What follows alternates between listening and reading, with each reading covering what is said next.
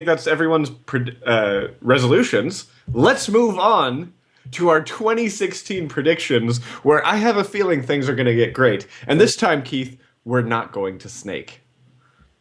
We're going to go 1-1. That's fair. Okay. 2-2-2. 3-3-3. 4-4. 5-5-5. 6-6-6. 7-7. We're not going that far. Okay. We're not doing another 2-hour show. I'm hungry. So I'll do my first prediction, and then Sam. Prediction number 1 for me. There's this game coming out this year. It's called The Division. It's made by renowned publisher Ubisoft. Woo! They only make the top class games. Woo! The best of all games, and they never have any clunkers that come out. So Ubisoft is publishing The Division, and I have a feeling that The Division is going to be a major flop. Like, I do not think there's way too much hype in that game for it to do as well as people think it's going to do. And I mean, yes, I think they've had some betas and people are saying the betas are well received, but just to be fair, the Destiny betas were well received as well, and people hated Destiny in the beginning. So I honestly think that Ubisoft cannot live up to the challenge of creating the game that is The Division. I think that's wrong. I think that is so wrong. Why am I? Give me reasons on why I'm wrong, Sam. I think. Hold on. I was Other than you just wanting me to be wrong. Hold on. I'm trying to change the colors of my lights in the background because I noticed someone else is doing that. I want in on the fun. Wait. Oh. I'm really glad that we're spending podcast time on you figuring out how to change the colors of your lights, Sam. All right. I'll change it. I'll change it back. No, I mean, I think what we've seen so far, which legitimately is not a ton of gameplay action, I feel like the way they've designed it makes it interactive enough. And like, I think some of the things that made Destiny good may also carry over in here. And I know that it's not Activision, but to me that's the reason I think like the social element of it is going to make it succeed. Because I think the social element of it is what's going to make it fail. Every Ubisoft game that has had any kind of social element in it, the social element has been the part that sucks the most. Yeah. Think about how Far Cry 4 was. Sure. They added that co-op in there, and oh my god, Far Cry 4, awesome game. Far Cry 4 co-op, oh my god, who shit on my game? But to be fair, like, this is an independent IP. I mean, I don't mean independent, but like, it's not like they said, hey, we've got this great formula in Assassin's Creed. Let's add multiplayer to it and make it shit. Like, that to me is the difference. But they haven't proven that they can actually do a multiplayer game.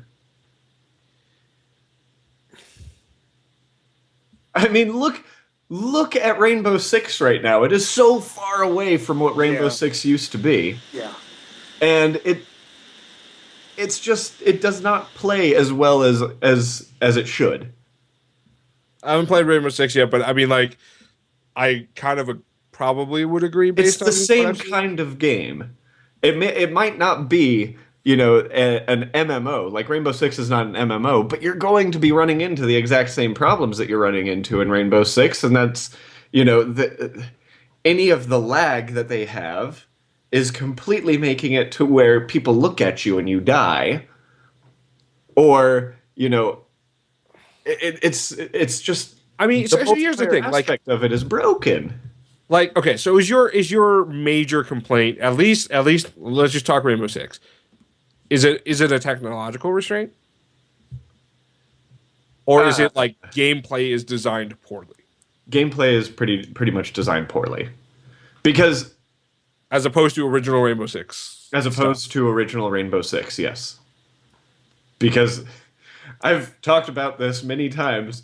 I've only ever competed in one video game, and that was Rainbow Six 3. Like, gone to competitions to play this game. And that game is completely different to what Rainbow Six Siege is. Just Vegas to Rainbow Six Siege is a completely different game.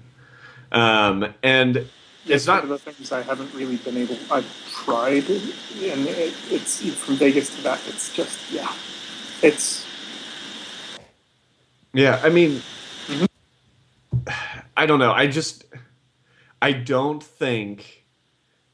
Citizen brings up a great point. It's not Montreal. Well, no, I was actually going to say the Crew is another thing that they tried to do open world RPG in, and that also failed horribly.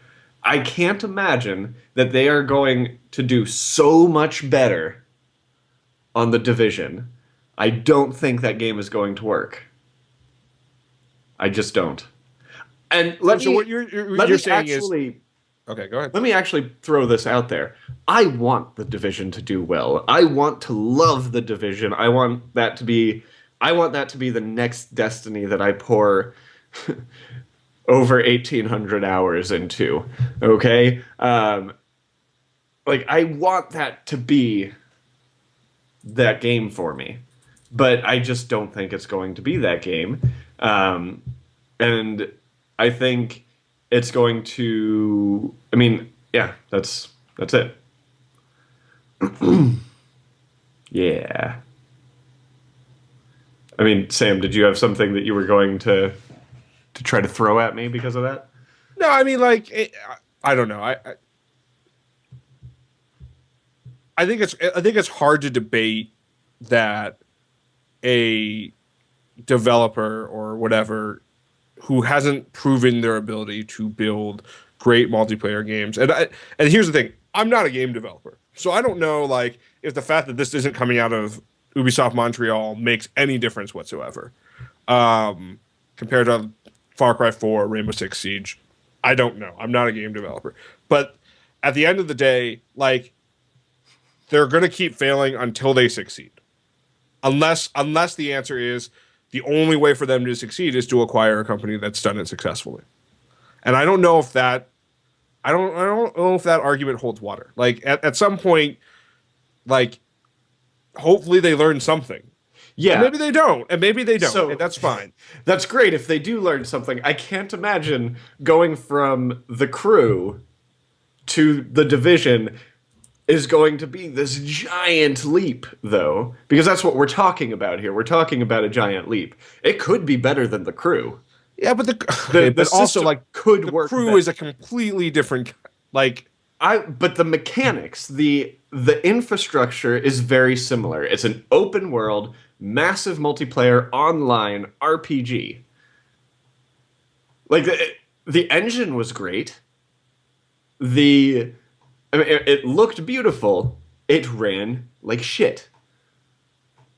And maybe the Division only runs like poop. So that is my first prediction of 2016. Keith, why don't you give us a prediction? all right. That doesn't make everyone angry. Well, I think honestly, one of the games I'm looking forward to, and I think one that could go over well, is the new XCOM. Because I was a really big fan of the last one. It really kind of was one of those things that kind of pulled me away from console and back to PC. And then obviously it went back to console, but I still prefer the experience on PC. It's just it's better for it. And I feel like XCOM 2 could really be a surprise because it's got a basis there, and it's kind of time for it to take some time. And I feel like it could be a pretty big success early in the year. I have never played any XCOM game. So this is... I've played some of the really old ones. I mean, the newest XCOM, this new sort of reboot of XCOM had some interesting things. I mean, there was some of the same elements from like the Fallout Shelter game in the base building and things. And the interesting thing about it is that you got attached to your characters, and then they could also just die extremely easy. Like you would take a okay, this is my go-to squad, and I'm going to take these guys out, and I put time and effort into leveling them. And I remember the first time I lost one of my guys, I was like, what now how do I get him back? No, he's gone. He's gone forever. He's dead. No more. Okay, well, I have to grieve for a second, and now let me get back to playing this game. So, I mean, I liked the squad combat. I like the turn-based. I really enjoyed the game. All right. So what is the prediction? I think I missed that part somehow. Oh, that just it'll do well? I think it's going to be one of the early successes in the year. Okay. All right. The February release, I feel like it's probably still going to get overshadowed by, such great things like Plants vs. Zombies 2, guys. Yeah. Okay. I mean, but yeah. No.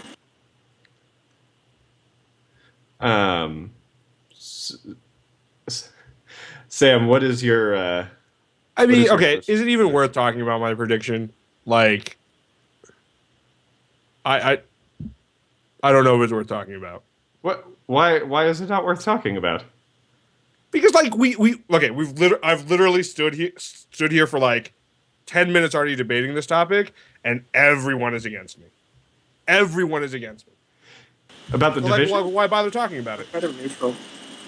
Why bother talking about it? Wait, is yours the division? Yeah. Oh no, you reorged my topics. No, I didn't. Yeah, well, my first one was Division tops Destiny in hours played per user in the first 3 months. Okay. Which is a very high bar. Which is a high bar. Yeah, it is. I think you could potentially be right on it, but that doesn't mean that it'll succeed after that. Because it's a massively hyped game. I cannot imagine that any game outdoes Destiny for the first 3 months and flops. Yeah, and I mean, give me your reasoning for why you think it'll do better. Because I think it has very similar gameplay elements that are probably in my mind, because of the nature of how, like, it's a simple idea of like, once you can see what succeeds and what, like, let me put it another way. Taken King is definitely better than the original Destiny. And it's definitely better than probably either of the expansions that came out, especially House of Wolves, which I would say is a flop. Mm-hmm. Right? And that's learnings that they get from these individual components. I think that with a couple of years of like, not lead time, but like being able to see how that sort of game was successful, they might be able to do something similar. And maybe not. I don't know. Like, the hype train's already kind of there. And like, if you remember when Destiny first came out, it was a ton of hype. It was a ton of hype. And no one knew if it was going to succeed. Yeah. And I had plenty of friends who were like, oh yeah, I played the beta. And then like a month later, they were like, I'm hooked. Like, I need to keep playing this. Yeah. I honestly haven't gotten much about the Division. I mean, I knew it was upcoming. I know it's Ubisoft. I know it's Tom Clancy, but that's all I know at this point. So, I mean, the hype train hasn't come to me, and I haven't been talking about it with my friends. So it's kind of one of those, like, I don't know but it doesn't feel quite as big as Destiny to me, because Destiny was such a thing of, I mean, that was huge hype, and then there was a lot of people who were disappointed, but then it bounced back and forth. So, yeah, and I don't, and maybe like Destiny was helped by how they were handling exclusives and how that meant different games were going to be promoted by different systems. That might have helped, because I feel like Destiny's marketing budget was just ridiculous when it first came out. It was like, very insane. I didn't we do the math on this once? Like, the cost, like their marketing was like equal to the cost of the development of the game or something like that, like some ridiculous number. Yeah, no, it was insane. And they made their money back in hand over. We threw money at the screen. So Threw money at the screen. I just want to throw out there, Mike in the chat is throwing out that we like to lump Ubisoft into one big category, but there's a ton of different developers. The developers that are doing The Division have never done a game that is like The Division. Ever. All of their games are single-player experiences. Which in the context that you're describing right now might be a good thing. It might be, but it's definitely going to be a different. If everyone else has failed, yeah, then would you rather have one of the failures doing it or one of the successes doing it? Yeah, I mean, I would like to see Ubisoft actually have a good infrastructure for multiplayer games. I mean, before I see something like this. Yeah, but you could argue, in one sense, you could argue that Bungie had the same thing. Yeah. Well, right? Their multiplayer with Halo was a huge hit. Yeah, that was a massive infrastructure that was there. Okay, so that was what Bungie was known for. So I don't know video games as well as you do. Did Ubisoft ever make an FPS? I mean, every Rainbow Six game. Yeah. Okay, but all right. It's fine. I mean, like I would argue that the structure of them is different, but yeah, okay. Okay, so I'm getting yelled at here. Ubisoft Massive, the developer of the game, has made plenty of first-person shooters. All of them have been single-player experiences. They did Far Cry 3. They did Ground Control, and then Red Storm Entertainment, which is very well known for the original Rainbow Six games. You know, the ones that I played nonstop. Is known for, you know, the original Rainbow Six and Far Cry 3, Far Cry 4, all of which are first-person shooters. Haze, which was, you know, such a huge success. Oh yeah. I was disappointed in that game. I mean, again, I want The Division to do well. I just don't think it will. That is the foundation of my argument. But I think. Okay. So to round out, then, are you buying The Division? Probably not right. I am not, but I know Kenny will. And we saw how that one played out. Well, I mean, but that's the thing. If Kenny weren't going to buy it, I wouldn't buy it, because I like I said, I'm excited, but I'm not going to buy it right away, I guess is what I should say. Yeah, that's. I will try it if it doesn't pan. Is it my turn again? Sure. So, my second one is that PlayStation announces a competitive backwards compatibility for the PlayStation 4. And let me just kind of elaborate on this prediction a little more, just to make it make sense. And that is that I don't think PlayStation Now is going to go away. I think they are going to actually make it more appealing for people to try out. Some people would argue that PlayStation Now is already more competitive than the backwards compatibility on the Xbox, by saying you get all of the PlayStation Now library for $20 a month. But I think in this next year we're going to find that if you have digitally purchased a PlayStation 3 game, you'll be able to play it for free via PlayStation Now. And they're going to start adding things like that to have a competitive system to the Xbox One's backwards compatibility. Because it was fantastic. I booted up my Xbox One, downloaded Mass Effect 1, and a bunch of games that I bought way back in the beginning of my owning a 360. and I'm super excited to start playing them again. And so part of the Xbox One is you can get stuff off discs, right? yeah, you can get do the verification off disc. If you have the disc, you can pop it in, and it downloads the game from the store. But I think you still need the disc in to verify ownership. It's the key to play the digital version, the download version. Sorry. Kind of like with every Xbox game, the disc I feel like is literally putting in something. It downloads the game, and then you put the disc in to play the game. Because I've accidentally played Halo: The Master Chief Collection without the disc in the system, and then it asks me to put the disc in the system. So it's got to be how it works, but I could be completely wrong. But no, I want that.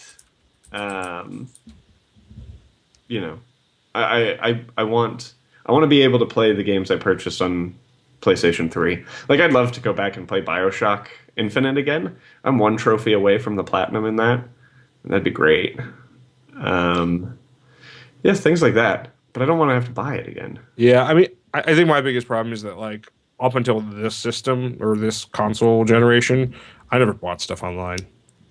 Oh. Like, and then that's probably that's completely true. That's the exact same thing for me. I never really saw the point until this really generation of consoles. I still have stacks of PS3 games and the PS2 games. I mean, that was just. I mean, obviously it didn't have that, but even I would still, yeah.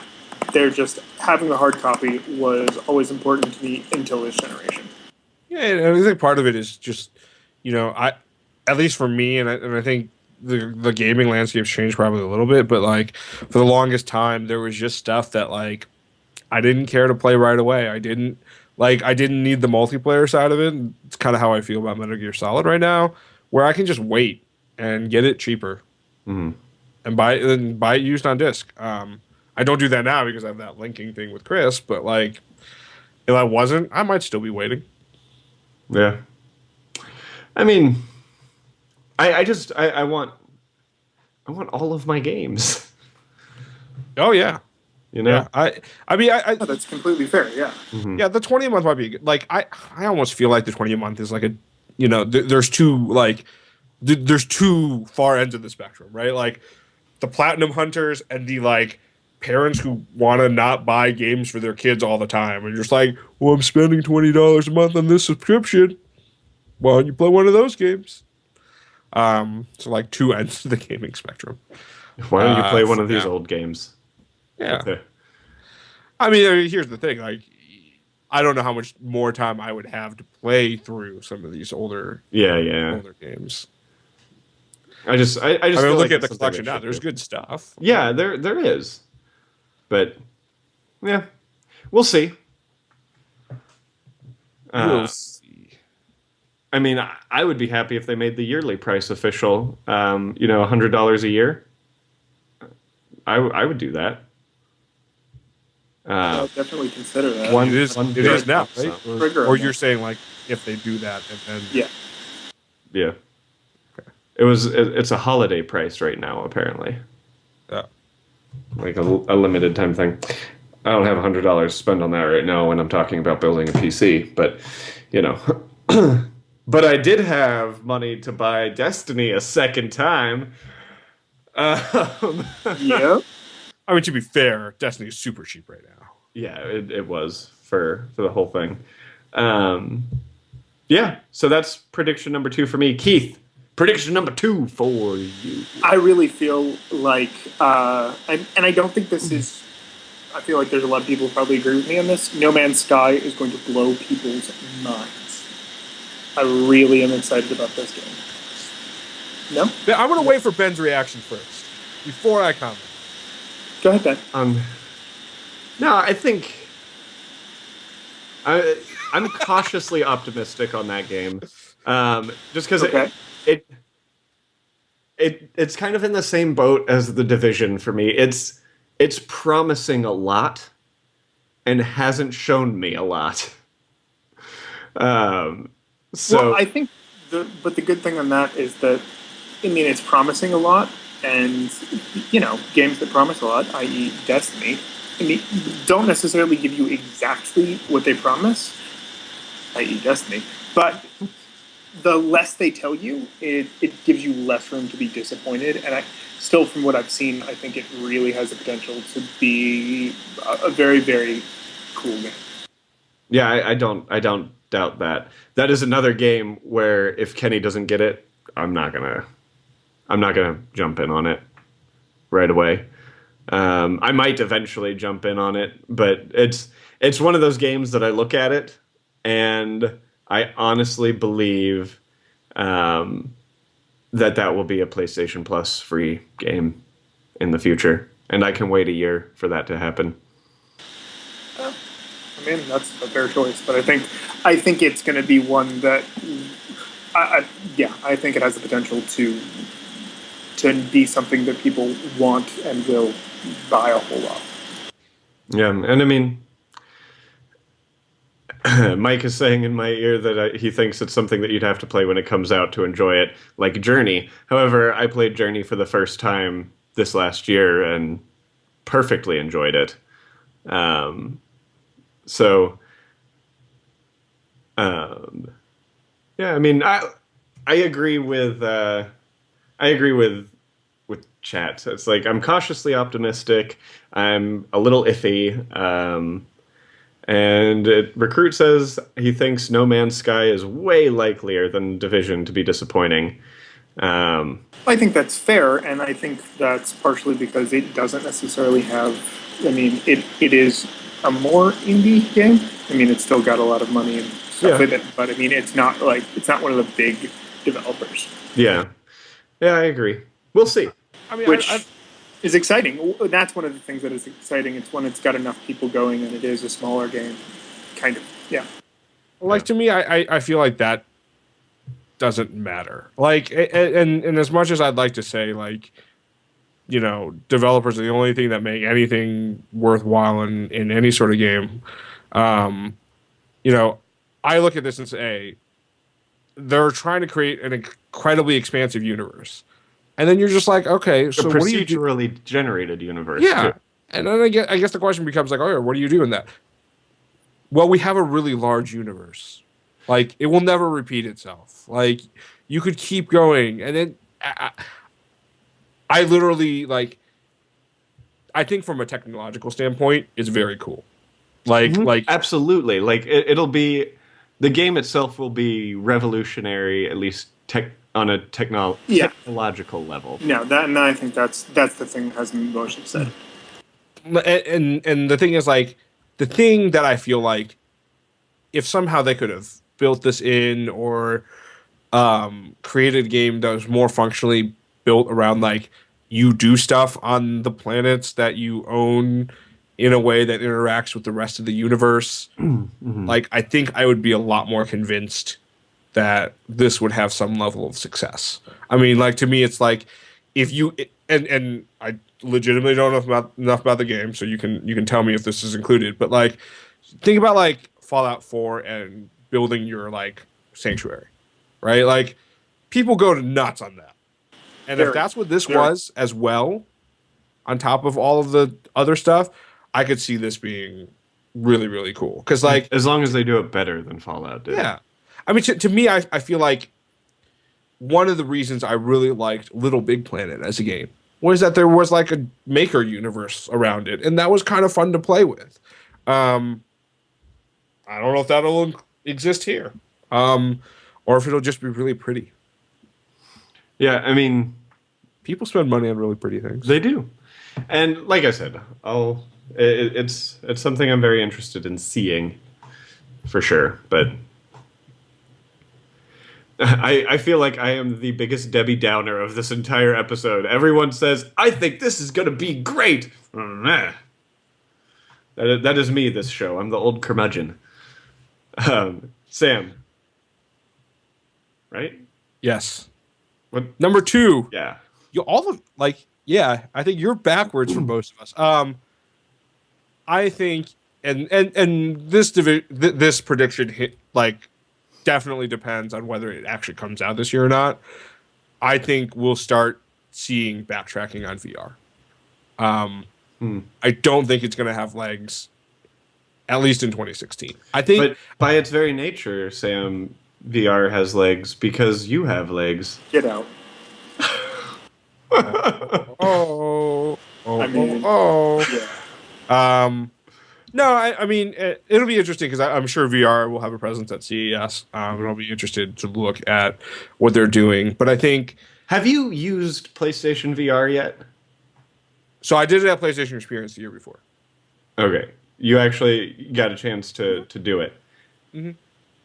And you still don't believe in VR? Nope. I think you're the only person that I have heard that has tried the PlayStation VR and is taking that stance. Yep. Maybe. I mean, just from all of the different outlets that I listen to and watch and all of that, it's like people that haven't played it are wishy-washy, but the people who have played it have very consistently been, oh my god, that is amazing. So I think it's going to do a lot better than you think, and I do think it'll still come out. I'm waiting for someone or a game or something that makes me feel like there's staying power. I'm sorry. I think Valkyrie is going to be a huge one for them. Just their presence at PlayStation Experience this year was phenomenal. There are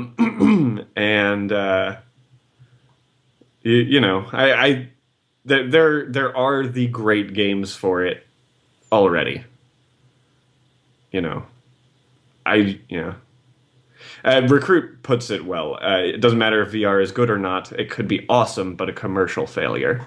And, I mean, Sony has been very well known for those over the last 10 years. What with Vita, Move, and all of that.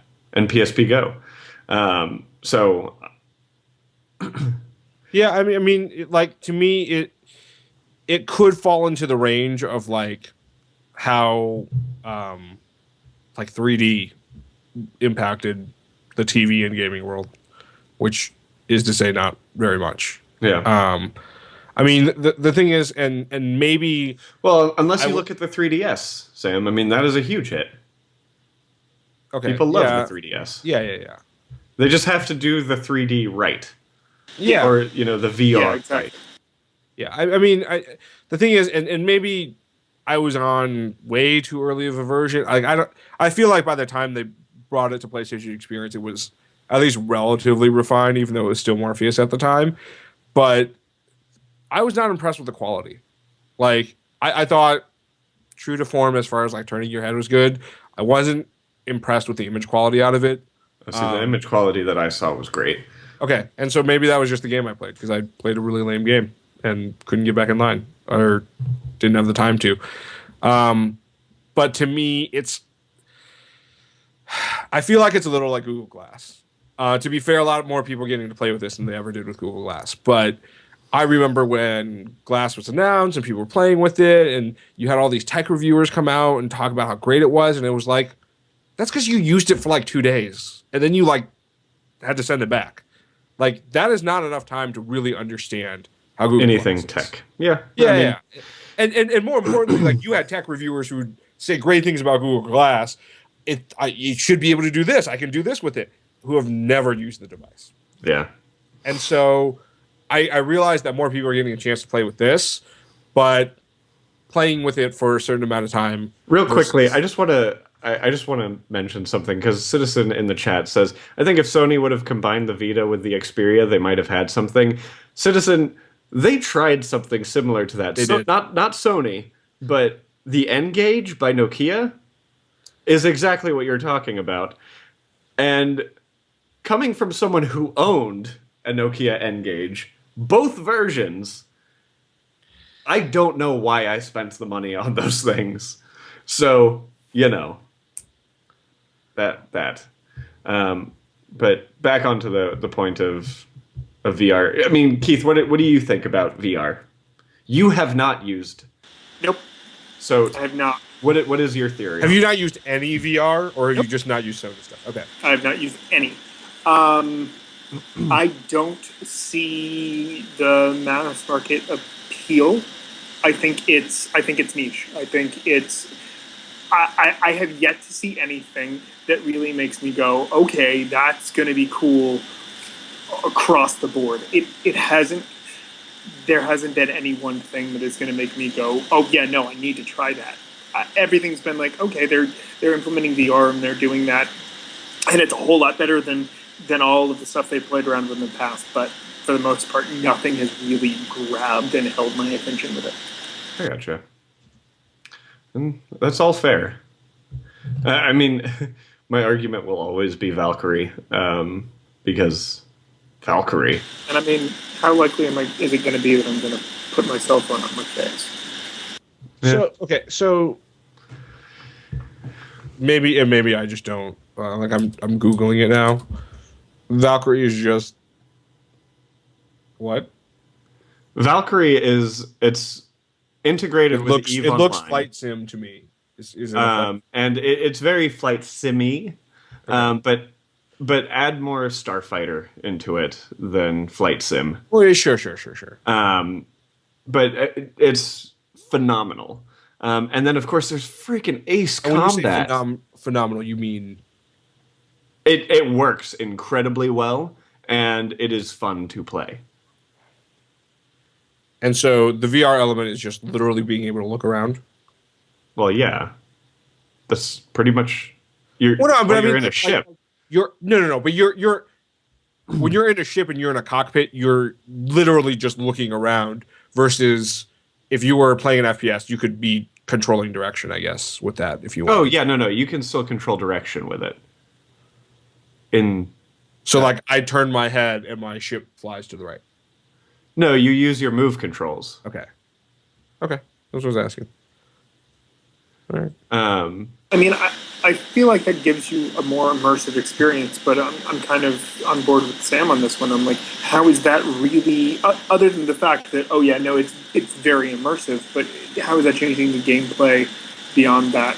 I really don't know how to explain how different it is, because it is different than just. Oh, and that's fair. Just a regular flight sim like game. But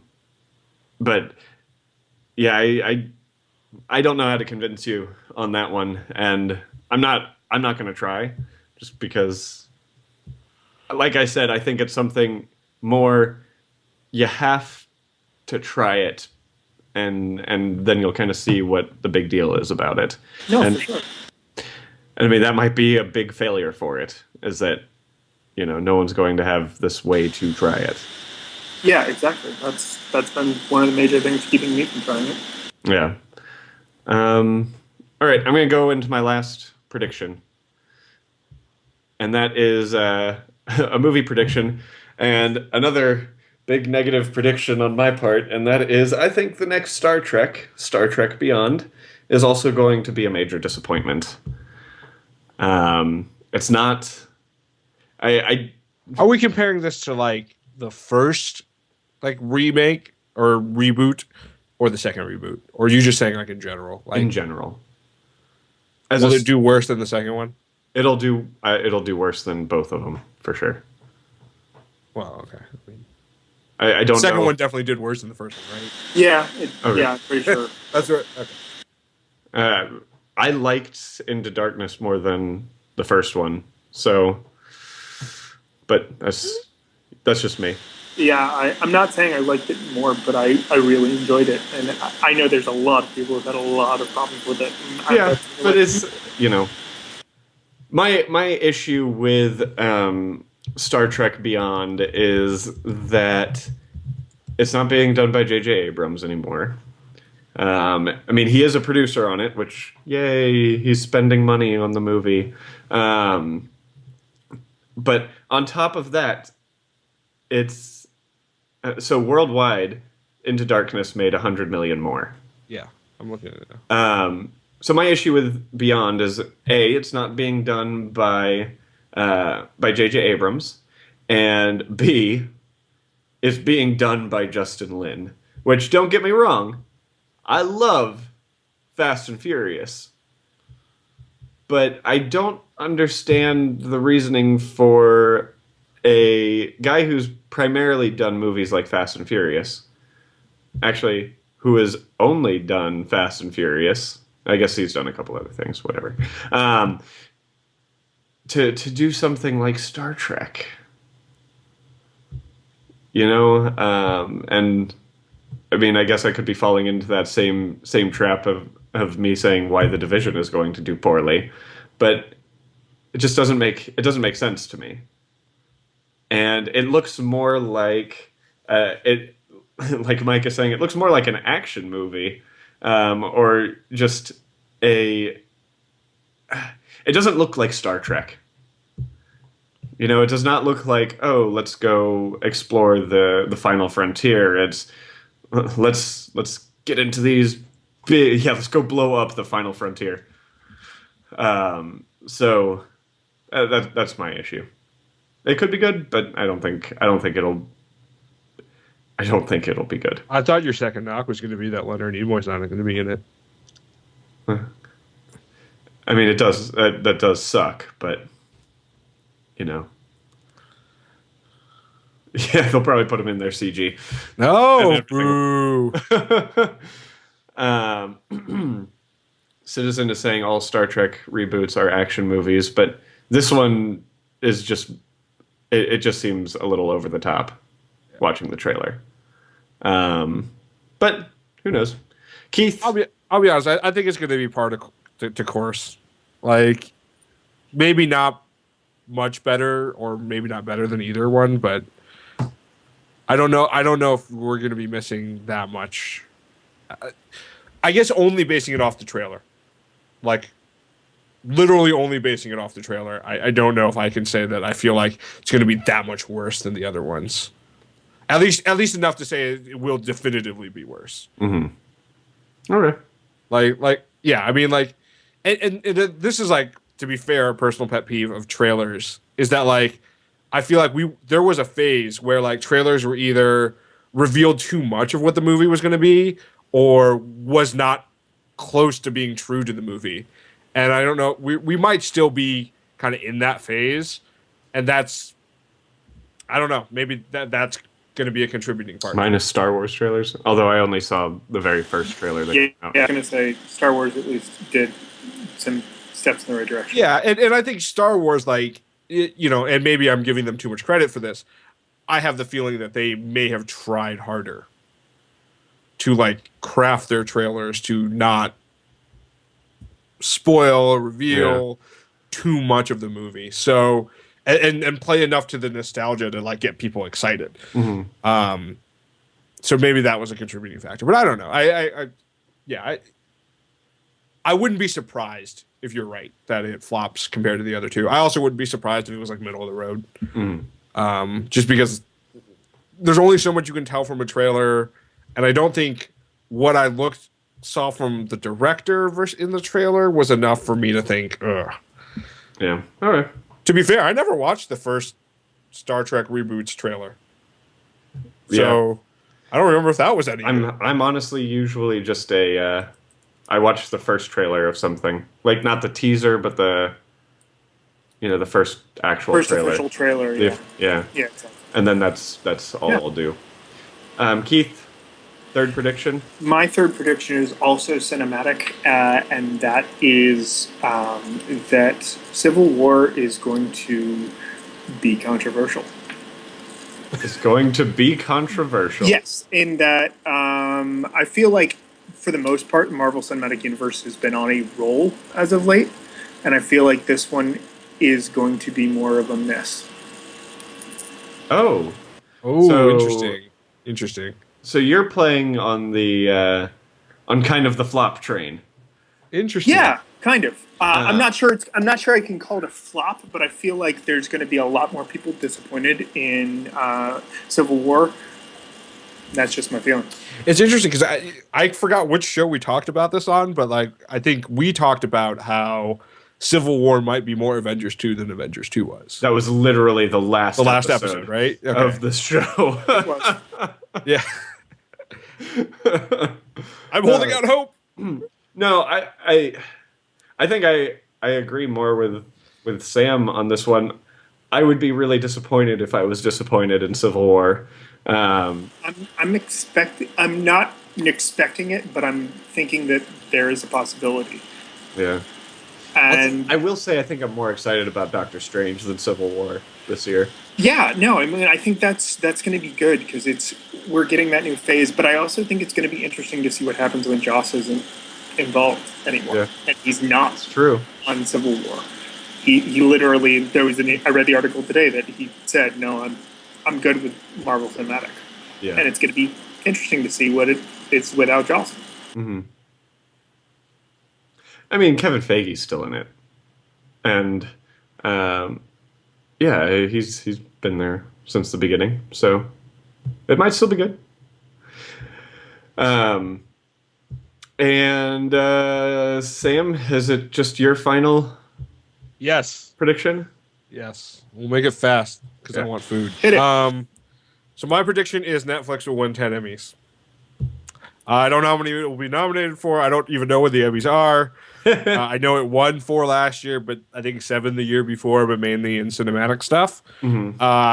I just think the stuff that they've been doing is so good that even in acting and series wise, I would be shocked if they didn't. I mean, 10 I think is a stretch, but at least like 5 or 6. Like I could piggyback off of that and say I think any streaming show, like any non-network show, I think 10 Emmys is going to be.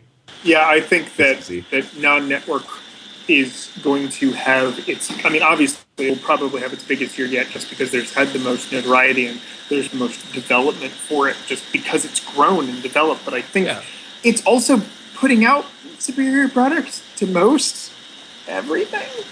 Yeah, I mean, I think this has been Netflix and Amazon's year for Well, the question too becomes original content. where is HBO in that?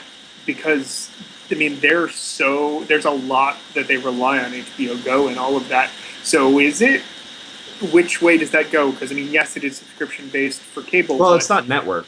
yeah, I mean, So- I it's not- don't think I would count. I don't think I would count them in the streaming boat, because they are like. I mean, like when you think about what Netflix and Amazon are doing, they're like coming out of the blue and develop. Like, this is Ben's argument of like, well, they haven't proven that they could do a TV show. Now they have. Yeah, exactly. And that came out. No, for sure. Yeah. Yeah.